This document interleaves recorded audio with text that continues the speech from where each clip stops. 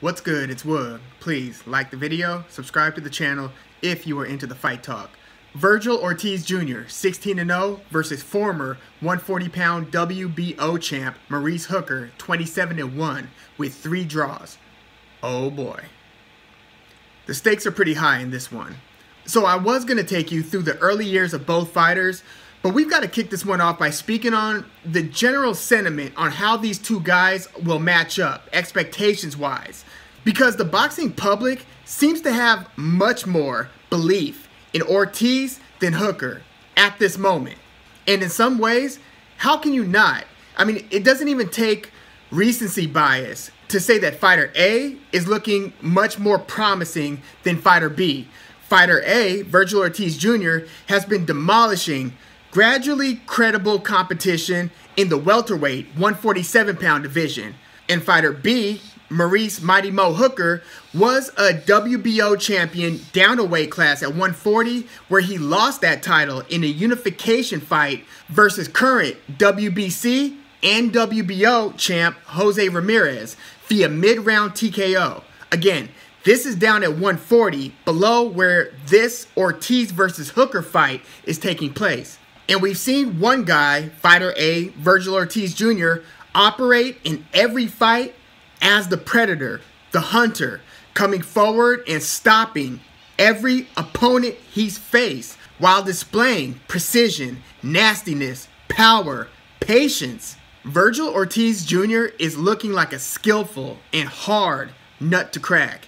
Again, he has knocked each opponent he has faced out. 16 up, 16 knockouts. And then fighter B, Maurice Hooker, who, to his credit, has only lost once.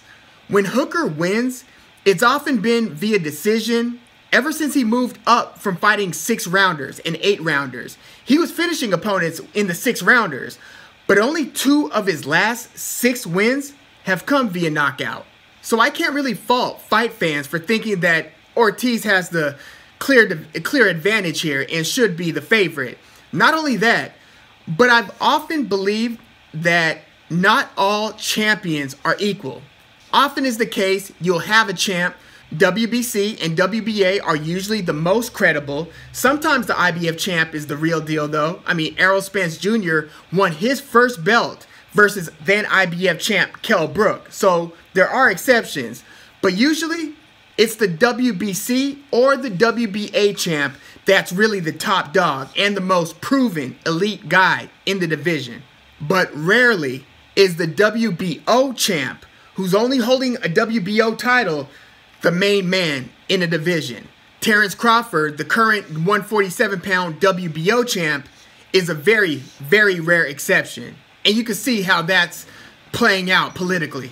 And then some champs or challengers, you look at the resume, the path to the title, and you wonder how the hell this person was fighting for the belt. I mean, we recently saw Avni Yildirim somehow become the mandatory challenger to Canelo's WBC belt. But you'll also often see some, we'll call them lesser champs or contenders, fighting for vacant belts. Belts that the former belt holder left to go pursue other opportunities, another weight class or something. Now, Maurice Hooker was a WBO champ. Again, the runt in the 4 major belt litter. And he had won the WBO belt in a vacant title fight versus Terry Flanagan. Terry Flanagan had been the WBO champ down at 135 lightweight for a few years, winning a vacant belt himself versus Jose Zepeda, who actually just delivered one of the knockouts of the year in 2020 versus Ivan Baranchyk. Flanagan beat Zepeda down at 135 5 years ago and then defended that belt 5 times, which is a really good accomplishment, even if it is just a WBO belt versus so-so mandatory opponents. Still, solid work by Terry Flanagan. He then dumps that 135-pound WBO belt to move up in weight And because he was the champ down at 135, he gets to fight for the vacant WBO belt up at 140. And that belt had been vacated by Terrence Crawford after he captured all 4 major belts at 140, becoming the undisputed champion. So Crawford drops all 4 belts and then goes up to 147. And then Terry Flanagan gets to fight for one of those 4 belts, the WBO, womp womp, versus Maurice Hooker. Maurice Hooker beats Terry Flanagan via decision to capture that WBO title. And that's the most significant win in Hooker's career, even if it did come via very close split decision. And Hooker defends that belt successfully twice before losing in that unification showdown versus Jose Ramirez, who will be fighting Josh Taylor in May for all the marbles at 140. Both of Ramirez's belts on the line, both of Josh Taylor's belts on the line. Again, this is 140. And after that loss versus Ramirez, Maurice Hooker moves up to 147 and has fought once since. And he looked impressive, but versus Uriel Perez, a young fighter who was just in way over his head versus Hooker. Hooker finished Perez with a body shot in the first round. Impressive debut on paper, but it told us next to nothing about how strong, fast, or durable Hooker is at this new weight. Sometimes not having to cut weight can potentially make him more energetic and stronger. You really have a range, a variety of impacts to performance, good and bad, when fighters are cutting a lot of weight versus when they're not. Now, Hooker was a pretty tall 140 guy. He's 5'11". Jose Ramirez, who beat him, was about 5'10", the same height as Hooker's current opponent, Vergil Ortiz Jr. And Hooker was winning the jab battle in most of his fights at 140. I see Ortiz versus Hooker really coming down to who wins that jab battle, because Vergil Ortiz Jr.'s jab is it's just such a hard, educated, well-timed, just a powerful jab, a really good jab. And then the next biggest factor, aside from both fighters battling to establish the jab, will be whether the perceived pressure fighter, Ortiz, keeps forcing Hooker's back to the ropes, where he can start letting his hands go, specifically to Hooker's body, breaking him down. Because Maurice Hooker's corner was pleading with him between rounds versus Jose Ramirez to keep his damn back off the ropes. Seriously, Hooker was throwing some nice jabs, very nice and underrated check left hooks as well, and some nice right hands. Not as many as he was landing versus slick southpaw Mikel Slick Mick LePierre in the fight just prior to Ramirez. But yeah, Hooker has a really nice arsenal and will let his hands go. But damn, by the second round of that Ramirez versus Hooker fight, Hooker's back was already touching the rope at times. The second round, Hooker had to know that with the power that Ramirez was packing, that he had to put on I'm reaching back a little on this one, but a Corey Spinks versus Ricardo Mayorga type of performance. It was billed as Mayorga versus Spinks since Mayorga was the champ coming in.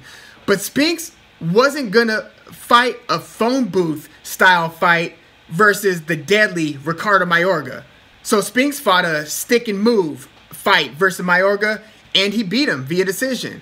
And there hasn't been any evidence that punch for punch, Maurice Hooker was going to outlast Jose Ramirez in that style of fight. When he kept it in the middle of the ring, he had success. He won a few rounds. I mean, shoot, many thought that he was winning the fight on the scorecards up until the time of the stoppage. You just got the feeling that the walls were closing in on Hooker, and it turned out that they were. I will say that first round knockdown should not have been ruled a knockdown. Hooker clearly slipped. His foot was stepped on by Ramirez. The ref made the wrong call there. But anyway, Hooker's back touching the ropes was the reason he lost. Not because he fell back on the cards early in that first round that Hooker would have otherwise won. He should have won the first round. It ended up being a knockdown in that first round for Ramirez. But we're now looking at Vergil Ortiz Jr. and Maurice Hooker. And I feel, again, the overwhelming energy behind the idea that Ortiz is just going to run through Hooker. Ortiz is seriously like a 9-1 favorite right now, and Hooker is a 5-1 betting underdog. And that betting line more or less mirrors the belief in the comments of my last Ortiz versus Hooker preview video. And it's kind of crazy because only one of these two guys have held a legitimate major championship belt, and it wasn't Vergil Ortiz Jr. So Hooker might be the best fighter Ortiz has faced. I would have said maybe Mauricio Herrera if Herrera wasn't so over the hill by the time Ortiz got his hands on him and feasted. Man, that was like the third time I'd ever seen Vergil Ortiz. The first two were on the undercards in the 2 Triple G versus Canelo mega fights. Now, Vergil Ortiz Jr. is a seeker, a destroyer. He's not reckless. He feints, he changes levels, moves his head, which is something that I wish Hooker would do more of. I feel like there are taller boxers that stay pretty elusive, and then there are those who more or less just kind of keep upright and stationary. And while it's still difficult for most opponents to get in on them because they are tall and they could jab, if the opponent can also jab his way in and they move their head and then they take that extra step, they can really land some clean shots because of the lack of head movement and upper body elusiveness from that taller fighter.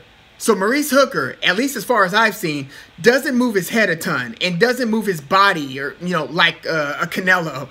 He pretty much stays upright and tends to back straight up like Robert Easter Jr., another guy who should be getting hit less. I think that it'll be so difficult for Hooker to basically play the matador versus the patient bull that is Vergil Ortiz Jr.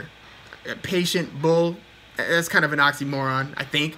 But yeah, I think it's going to be so difficult to float like a butterfly and sting like a bee. So difficult, in fact, that Hooker might even be better served just coming forward and trying to back Ortiz up at several points. And Hooker does, to his credit, have like a bit of that dog in him where he doesn't like to just, back up and move around if the guy starts putting the pressure on. He kind of likes to stand his ground, draw the line. He's done it successfully against just about everybody he fought up until Jose Ramirez. But if he does that here versus Ortiz, we're in for a war that I'd still have to favor Vergil Ortiz in.